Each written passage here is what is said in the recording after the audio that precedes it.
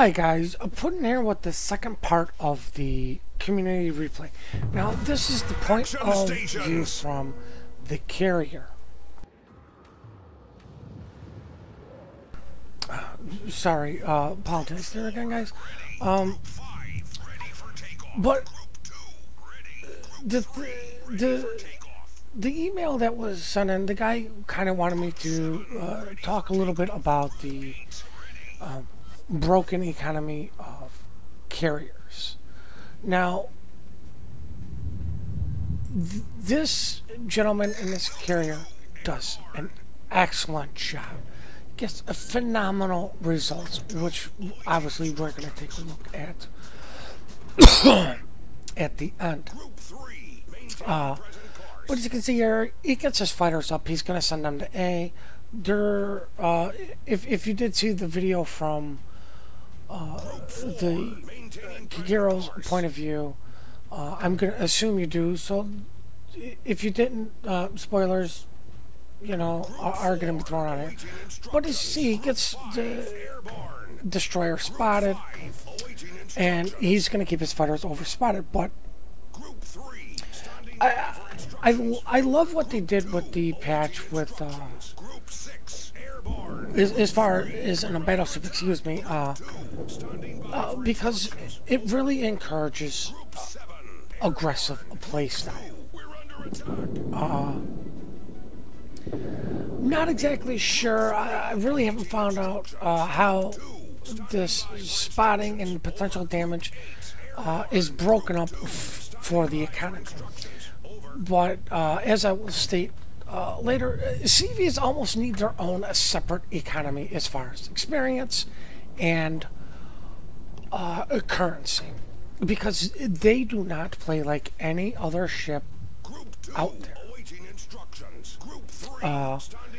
See, he's bringing his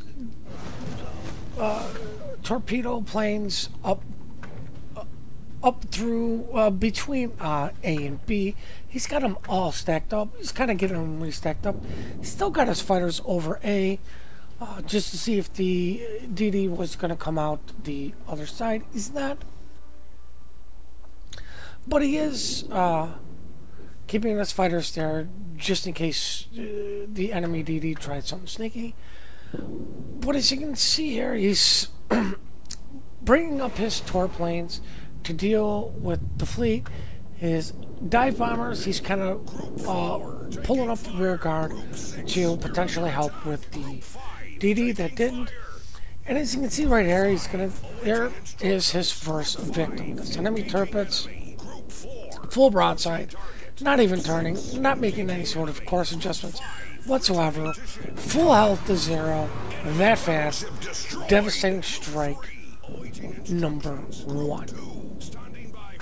Now he's got his dive bombers, and I suspect he's trying to decide on which target he wants to go after.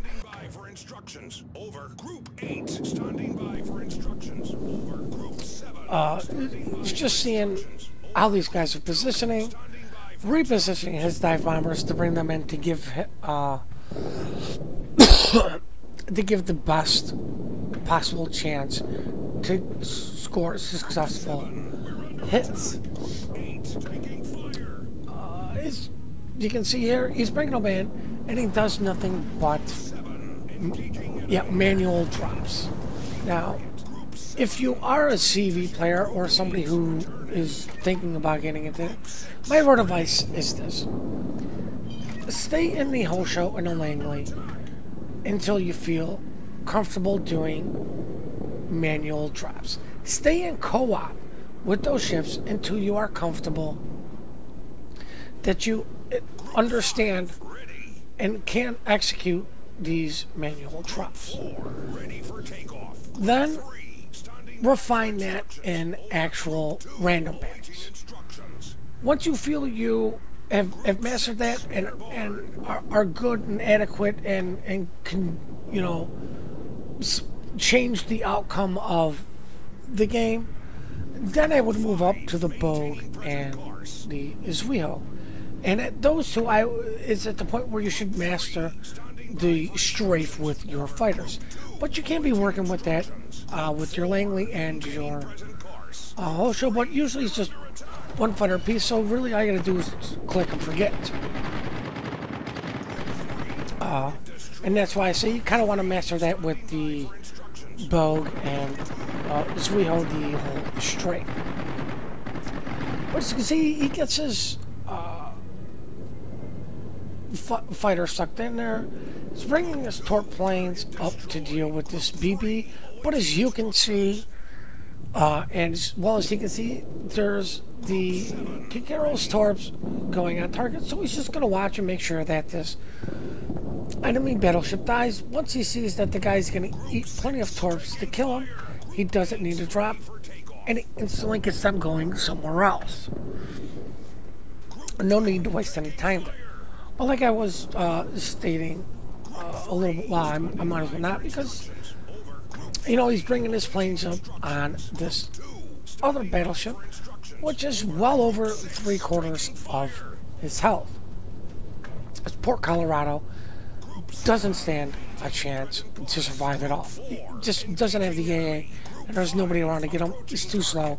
He will never outturn these. Boom, a devastating strike, number 2. But like I was saying, I love the economy changes because I'm an aggressive player, and it really does reward that. I also hate the new economy system because it absolutely kills carriers. Even the lower tier carriers are hurt by this. At this point, unless you truly love playing as a carrier, this economy system is just almost, why should I even bother playing as a CV? I'm not going to get the same experience, and I'm definitely not going to be getting the monies that it would be if I was playing something else.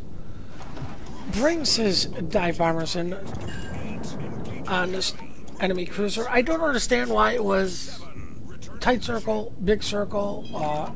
Didn't know if the guy may have hit his defensive fire a little bit too late. Well, like I was saying, you know, you start off with these carriers. If you're not getting the experience and the money, it's like, you know, if you want experience and all that stuff, you know, you can get experience a lot easier as a DD because you're capping more often. You know, the same thing with cruisers. Battleships tend to be a little bit more credit heavy because you're out there taking the damage and dishing out big damage. A cruiser is kind of a middle ground, a good balance between experience and money. Not to say that battleships can't make extremely good money and credits, and the same for DDs. But it just seems the battleship's a little bit better at credit making, DD's a little bit better at the experience making. Not to say that either or couldn't do the same. But I just don't understand where wargaming is going with this economy for carriers. I mean, like I've said, they almost need to have a separate system just for carriers because it is such a completely different type of gameplay. When you're playing on any other ship, you're paying attention to what's going on. You're looking at the very large screen in front of you. You're not looking at the minimap. When you're in a carrier, you're playing by the minimap. That's what you need to be focusing on to where you are sending things. When you do bring in your strikes is when you know, when you go back to look at the you know, your overhead view here like this to get the drops down right. And he does a smart thing here with his planes. The cruiser only needs one torpedo. So instead of sending them all, he only brings one. But he keeps the other two in reserve just in case this guy manages to avoid the torpedo. Approaching target. Group 7, awaiting instructions. Group 4. Like I said, if you watch the Kagero's video, no surprise there, he got the kill. I'm gonna bring the dive bombers and dive bombers.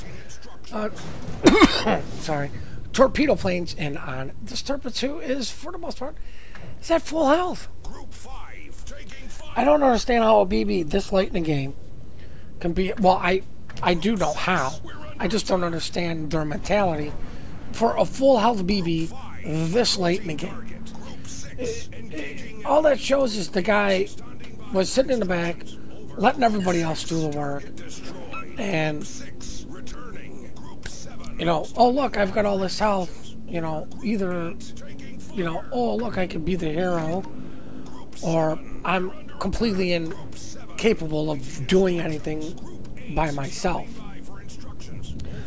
But you know, our friendly CV here did see, got the flood, pulled his plane, dive bombers back, waited for the damage control, brings the planes in, gets a fire, and gets the planes out. So now we know that this enemy torpedo is going to be burning for a while. But you know, the whole economy system, it's not a. I really haven't found information on how the spotting works with the economy and how the damage, potential damage, works towards the economy. Like, what do you get for X amount of spotting damage, X amount of potential damage? If anybody knows where, please leave a link in the comments down below. I would greatly appreciate it. We're under attack. Group 5, ready for takeoff. Group 6, ready. But Group 2, awaiting. I mean, at this point, carriers are the most powerful and important ship in a battle. If you're in a game with a carrier, that carrier is the most important ship and the most powerful ship, because carriers rebalance everything. They rebalance battleships, they rebalance destroyers, they rebalance cruisers. As you can see here, he's going to drop his torps in on the enemy battleship. He is going to get the kill on his battleship for kill number 4. But like I was saying, carriers can rebalance everything. Cruisers may be a little bit difficult, but they can still rebalance the cruisers. Heck, the carrier can also rebalance another carrier if he knows what he's doing. Carriers are needed, and you know, the people that cry about carriers being too powerful is like the idiot turpits that we saw at the beginning of the game, who drove straight like an idiot and didn't even try to turn for the torp planes. Here's the guy on the forums bitching about carriers are OP and they need to be nerfed. No, you need to get better. You need to know what the hell to do. You need to know how to react to torpedo planes. Now, even a Montana cannot turn all day and shoot down all the torp planes coming at him, but he can minimize the damage that comes, and you just have to know how to do it. This game is quickly wrapping up. I hope you guys enjoyed a little bit of my rant on the carrier economy system, how bad it is, and I really do hope that you guys will can see and understand why carriers are actually important and very much needed in the games, and hopefully we can let our voices be heard that they really need to fix the CV economy system to bring them back into the game. And on that note, that's going to be the last bit of damage he does, and we are going to now go look at the post-battle results. 190,000 damage, 2 devastating strikes, a high caliber almost 5,000 experience with 4 ships sent to the bottom of the sea, and he's third on a team with base experience of 1,200. You'd think you should get a little bit more than that. As you can see how the damage was divvied up due to his torpedo planes and his dive bombers. And 57,000 credits. That's it for almost 200k damage. 57,000 credits. What did that Kikero do again? That's right, 120,000 damage. How much money did he walk away with? Almost 250,000 credits on a non-premium account. This is just an outright travesty. A premium account, almost 200,000 damage, and all you get is 57,000 credits. This is just horrific to see these. It is killing carriers. Now, this new economy patch, it's great for aggressive players. It really encourages aggressive gameplay, and I love it because I do love my BBs. But it is killing aircraft carriers. Carriers almost need their own separate economy and experience, because the ship plays nothing like any other ship. It doesn't go out and cap. It doesn't actually do the spotting its planes do. But it's so irritating when you play a carrier and this is what you walk away with. Why would you continue playing as a CV? Now, I hope you guys learned from something from this, and we do appreciate all the support you guys give us.